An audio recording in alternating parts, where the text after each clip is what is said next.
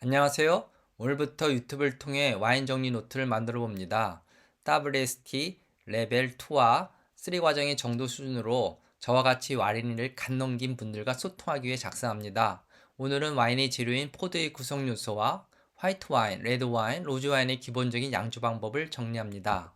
포도의 구성 요소를 보겠습니다. 포도의 구성 요소는 향후 다양한 양조 기법을 활용하는 데 중요하므로 각 구성 요소의 역할을 잘 알아둘 필요가 있습니다.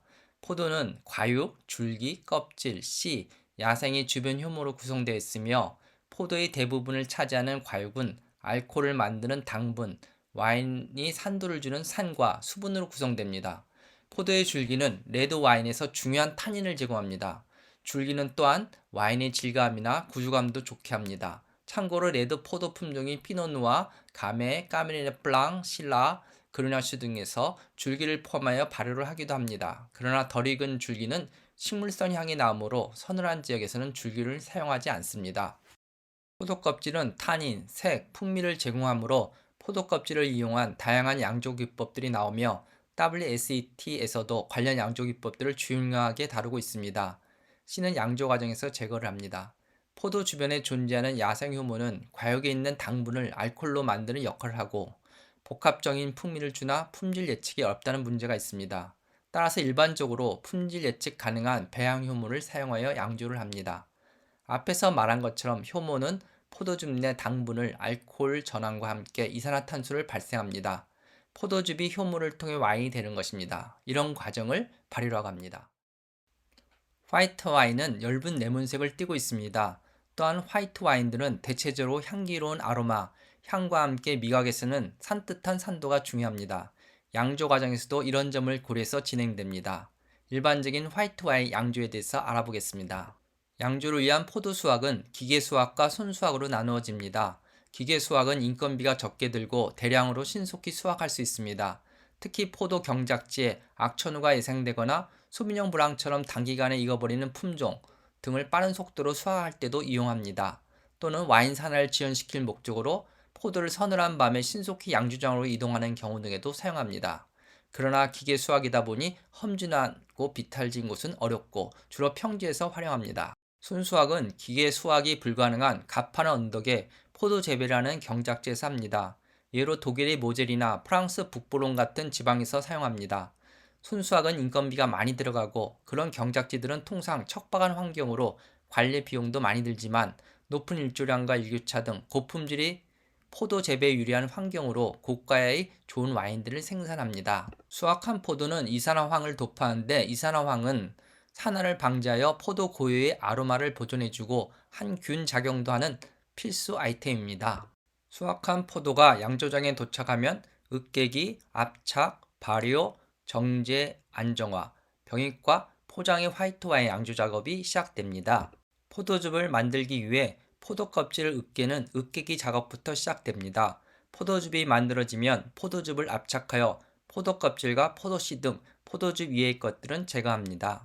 압착 이전에 아로마 향이 매우 좋은 리슬링, 소비뇽 블랑과 같은 아로마틱한 백포도의 경우는 포도 껍질로부터 아로마와 풍미를 추출하기 위해 저온 취명하는 경우도 있습니다. 저온 취명은 5도에서 10도의 저온에서 포도 껍질을 포도즙에 담가 포도의 고유한 아로마와 풍미를 뽑는 작업이지요. 저온으로 하는 이유는 온도가 올라가면 지용성 성분인 탄이 추출될 수도 있고 효모가 활발히 활동하게 되어 영향을 줄 수 있기 때문입니다. 이후 포도즙을 압착하여 포도즙 이외의 포도 껍질과 씨앗 등을 제거합니다. 이제 포도 열매에서 포도줄기, 씨, 껍질 등을 제거했으니 본격적으로 와인을 만들어야죠. 포도즙에서 효모가 당분이 포도당을 먹고 알코올을 갖는 와인으로 변환하기 위한 발효 과정을 진행합니다. 화이트 와인의 경우는 발효통은 통상 온도 조절을 이용한 스테인리스 스틸통을 사용하여 산화를 방지합니다. 12에서 22도 사이에서 저온 발효를 하며 포도의 아로마 유지하는 데 도움이 됩니다. 발효를 마친 와인은 저장을 하고 있다가 출시 전에 시각적으로 맑고 깨끗한 와인을 위한 정제 및 와인 병입 후 안정된 상태를 유지하기 위한 와인의 안정화 과정을 합니다. 와인의 안정화 과정은 다음과 같은 세 가지가 있습니다. 와인을 마시다 보면 와인의 투명한 결정과 같은 것이 침전된 것이 보일 적이 있는데 이것은 주석산으로 통상 출시 전 0도에서 냉동 후 주석산을 필터링을 통해 제거해 주석산 안정화를 합니다.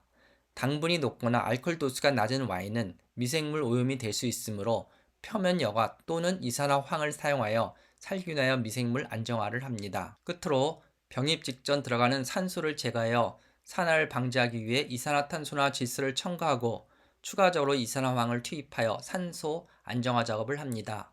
앞에서 수확한 포도를 이산화황을 사용하여 산화 방지와 항균 작용을 하듯이 안정화 작업에서도 이산화황이 미생물 살균이나 산화 방지를 위해 사용되었습니다. 이후 와인을 병입합니다. 이제 레드 와인 양조 과정을 살펴보겠습니다. 레드 와인은 화이트 와인과 다르게 루비와 자주색을 띠네요.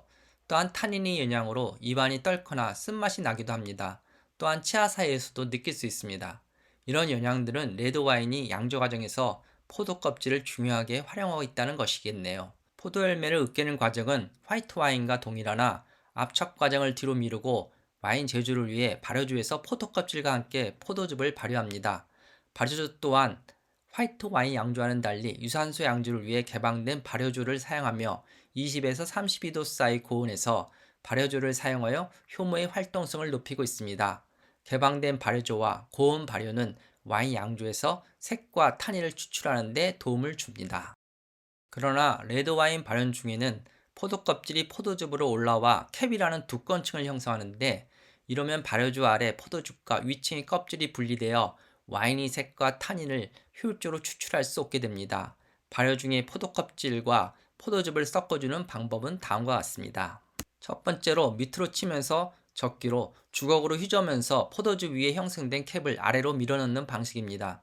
두 번째로 펌프 순환으로 발효통 바닥에서 발효 중인 즙을 빼내 다시 위로 뿜어 올려 캡을 적게 하는 작업으로 열을 분산하고 즙에 산소를 공급합니다. 세 번째로 분리하고 되돌리기로 발효 중인 포도즙을 발효통에서 빼내 다른 통으로 옮긴 후 다시 캡 위로 쏟는 방식으로 추출을 많이 할 수 있어 열을 잘 분산합니다. 네 번째로 회전 발효조 방식으로 포도즙을 회전하는 수평 탱크에서 발효하는 방식입니다. 즙과 껍질의 접촉을 지속적으로 유지합니다.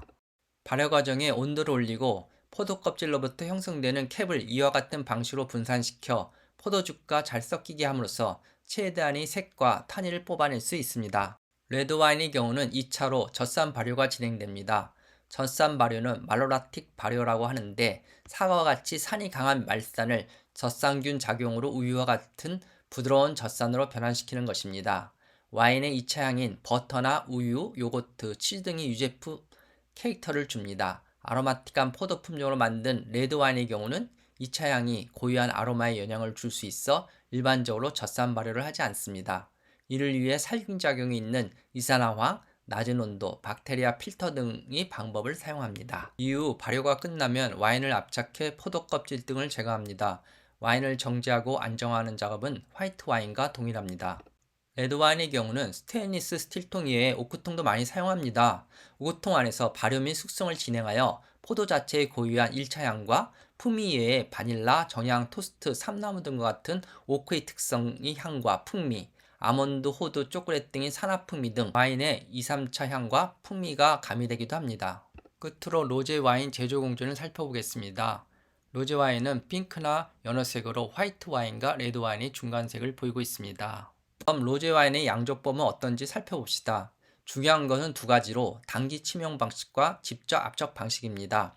단기 침용 방식은 적포도 껍질을 단기간 접촉하는 방식입니다. 화이트 와인 양조에서 발효 전에 단기 침용을 통해서 아로마와 풍미를 추출했다고 했습니다. 로즈 와인의 경우는 백포도 대신에 색을 뽑기 위해 적포도를 사용하여 단기 침용합니다.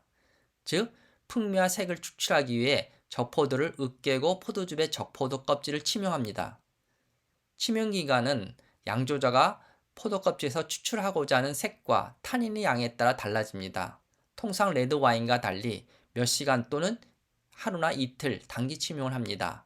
타닌의 추출을 방지하기 위해 노즈 와인의 경우도 화이트 와인과 같이 12도에서 22도 사이에서 저온 발효를 합니다. 직접 압착 방식은 적포도를 화이트 와인 양조와 같은 방법으로 으깨서 압착하는 것입니다. 이렇게 하면 적포도 껍질에서 약간의 색이 추출됩니다. 다만 살짝 해야 합니다. 너무 세게 압착하면 많은 탄닌이 추출될 수도 있습니다. 이 방법은 엷은 색의 섬세한 로제 와인을 만드는 데 사용합니다. 두 방식 모두 적절한 색을 획득한 후 필터를 통해 포도 껍질을 제거하고 화이트 와인과 같은 방식으로 발효를 끝냅니다. 이외에도 노제색을 내기 위해 가장 간단한 방법은 화이트 와인에 소량의 레드 와인을 첨가하여 로제 와인을 만들면 됩니다. 그러나 쌍파뉴에서 제조되는 로제 샴페인을 제외하고 EU에서 허용이 안 되는 방식입니다. 지금까지 화이트 와인, 레드 와인과 로제 와인의 양조 과정을 간략하게 살펴보았습니다. 각 포도 생산지에서 포도 품종 특성에 따라 다양한 양조 기술이 있습니다. 저는 와인 공부에 흥미가 있는 아직 와린이로서 설명 중 잘못된 부분이 당연히 있을 수 있으니 참조만 보시고 의견이 있으시면 댓글로 알려주시면 감사하겠습니다.